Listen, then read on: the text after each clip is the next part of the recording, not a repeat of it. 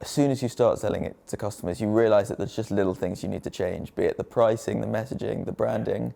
No product passes that first test, that first meeting of customers. So we learned a lot there as well.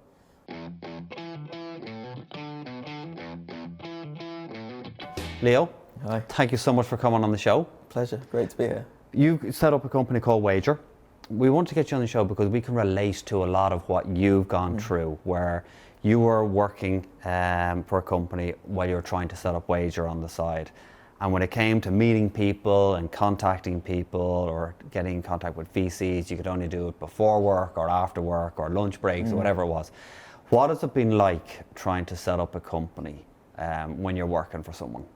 So the first thing is it forces you to be super efficient, right? Because you've only got an hour in the morning, an hour over lunch with your co-founder, and then maybe evenings and weekends. So you can't waste any time.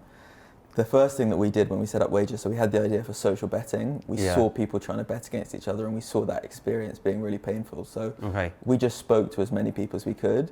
And it's so easy as a founder when your idea is at that idea stage to keep it secret. And people say, you're going to be copied, or what if the big boys hear about this? For us, that was completely the wrong approach. You should speak to as many people as possible and get the idea formed. Yeah, completely agree with that.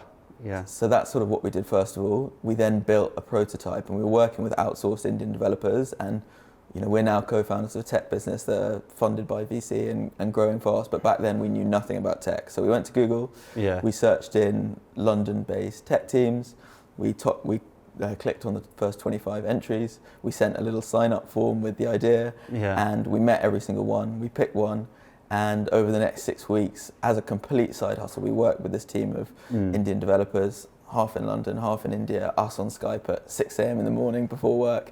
And it was an amazing way to start. There's a lot of our audience that are watching here that have ideas themselves and work for companies on full-time. And they were in the same position that you and I were in, where when myself and Graham came up with the idea for the startup van, we were working for IBM, believe it or not. Most people don't believe that. We were actually working for IBM. And for us, it was like getting up in the morning, we'd go into work and we'd be obviously talking about the startup van. We'd be doing our work for IBM, or maybe not doing the work that we should have been doing. When we were in there, and at lunchtime, we'd make a call or two that we needed to make, and then a lot of it was, say, after hours. But I found like our day was like wake up at 6:30, whatever time it was, go into work, doing our work during the day for IBM, and then in the evening time we'd stay in IBM in a different room and we'd do as much work as we could on the startup van, and then we'd go home, you go to bed and you wake up. But it just felt like the whole day was in that office. Were you working from because you and your founder, your co-founder, both worked for the same company before you started this. So did you get into any trouble when working for that company? Because we got into so much trouble. So we did it kind of mornings, lunchtimes and evenings, but we'd have days where, when we were meeting investors, for example, where we'd have a breakfast every day for 30 days in a row.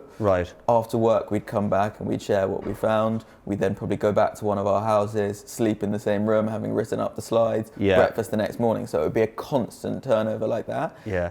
We had the problem though, anytime I went missing, Graham went missing, so it was really kind of like, where are the two guys? Oh, but I guess they're working on their company. Even if we weren't, even if it was just a late lunch, you'd be getting into trouble, pulled into rooms going, you guys are working on your own things. No, we're not. So anytime the two of you are anywhere, you are. But you kind of felt that as well? So it's definitely advice that I give, that people will know you're working on a side hustle. When we told people that, when we handed our notice in, so we raised money from a VC fund and handed in our notices, some of our friends at the company said, of course we've known for 12 months. Other people were completely surprised, but we were very good mates anyway, organised the football team, did a lot of things together, so it wasn't uncommon to see us going into rooms, but there was a lot of Wager work going on the side. Let's talk about the fundraising, because fundraising on its own is a full-time job, and you were doing this while you were working full-time for another company.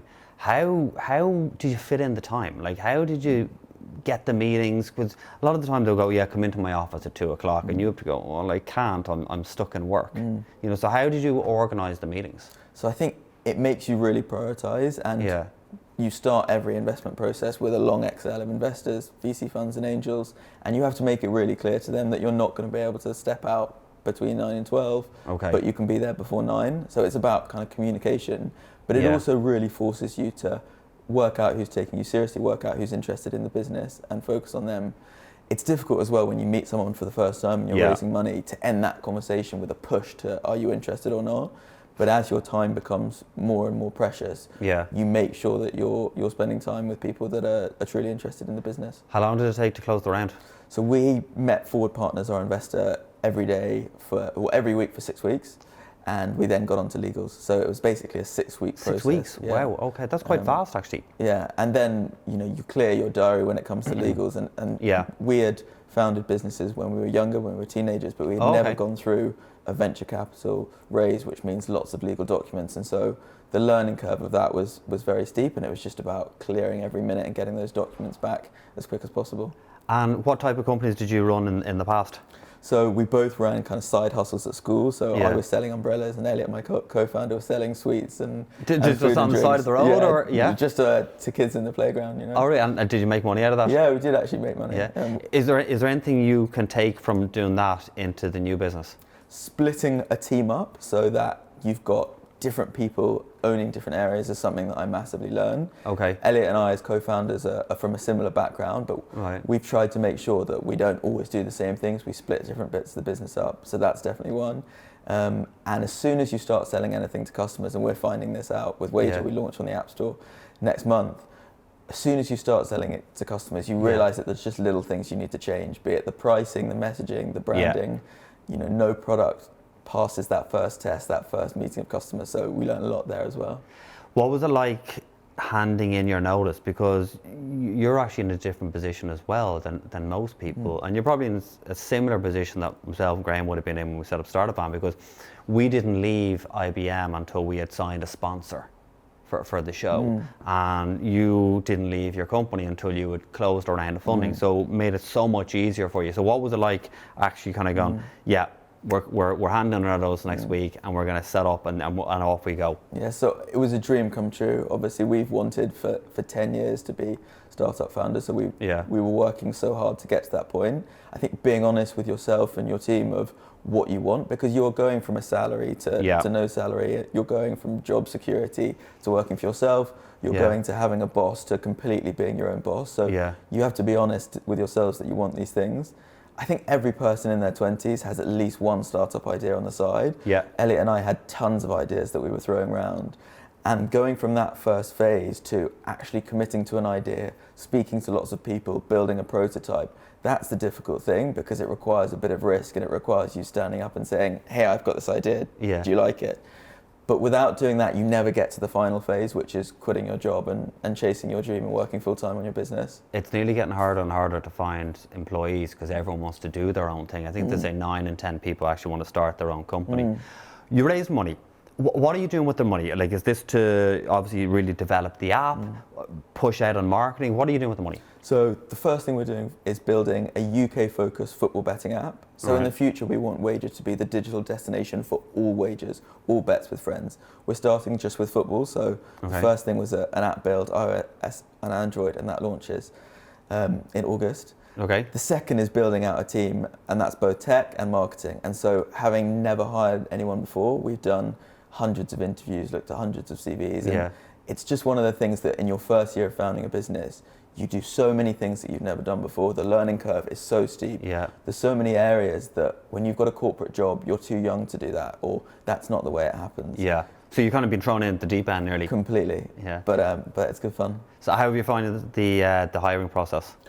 I think really challenging to find great people, and when you find them, you always know. One of the things I was told really early on is never compromise on hiring. Unless everyone in the team thinks this person is going to be a huge add to the team, you should never make a kind of maybe decision, and I completely stand by that.